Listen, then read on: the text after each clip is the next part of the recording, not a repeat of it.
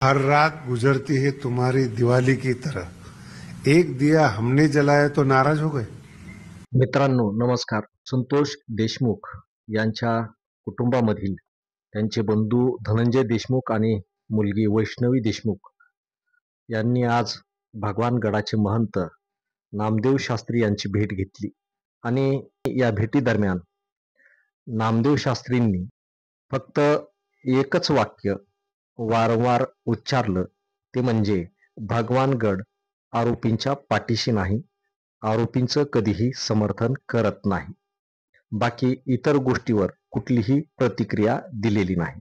एकंदर या गोष्टीवरून एक गोष्ट लक्षात येते, न्यायाचार्यांनी वैष्णवी देशमुख या निष्पाप मुलीला न्याय दिला का?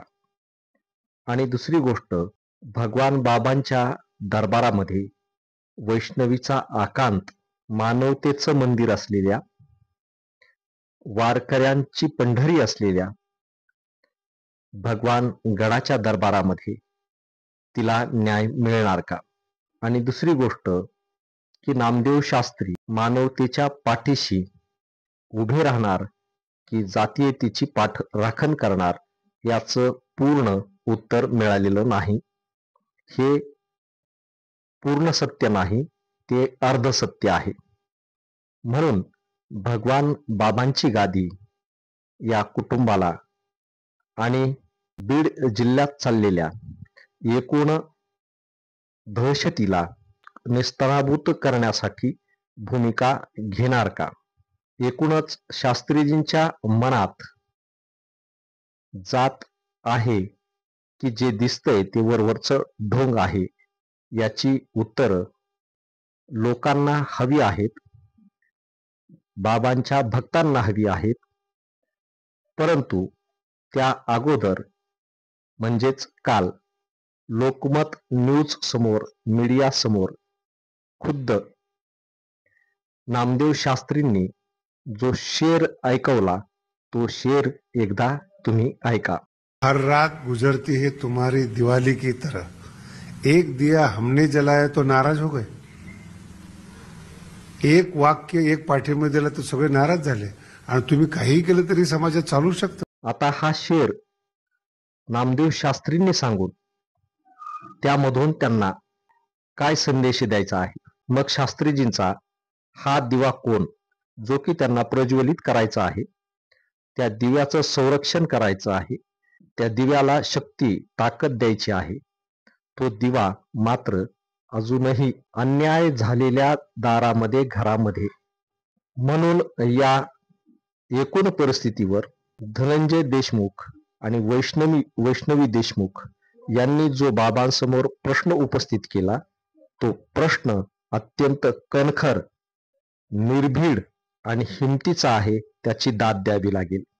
काय म्हणाले ते असं म्हणाले की जातीयवाद संपला पाहिजे, त्याची पाठराखण केली नाही पाहिजे आणि देशमुख कुटुंबियाची बाजू घेणाऱ्या लोकप्रतिनिधींना तुम्ही जातीवादी म्हणत असाल तर आम्ही न्याय मागण्यासाठी जायचं कोणाकडे?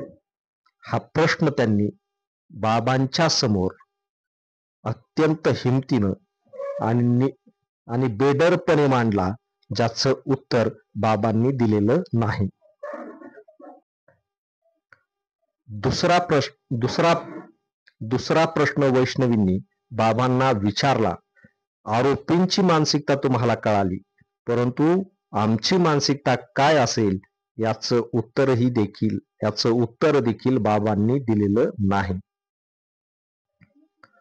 तिसरा प्रश्न वैष्णवींनी बाबाला विचारला, न्यायासाठी वेगवेगळे फाटे का फुटतात? यावर बाबा निरुत्तर झाले. त्यांनी आपली बाजू समर्थपणे त्या ठिकाणी या कुटुंबासमोर मांडलेली नाही. ते फक्त वारंवार एकच म्हणत होते, मी गुन्हेगारांच्या पाठीशी नाही. म्हणून त्यांच्या या वाक्यावरती त्यांचा संपूर्ण न्याय किंवा संपूर्ण भगवानगड न्यायाच्या पाठीशी आहे, किंवा नाही हे यातून पूर्णपणे स्पष्ट होत नाही ही शंका आहे. याविषयी सविस्तर व्हिडिओ उद्या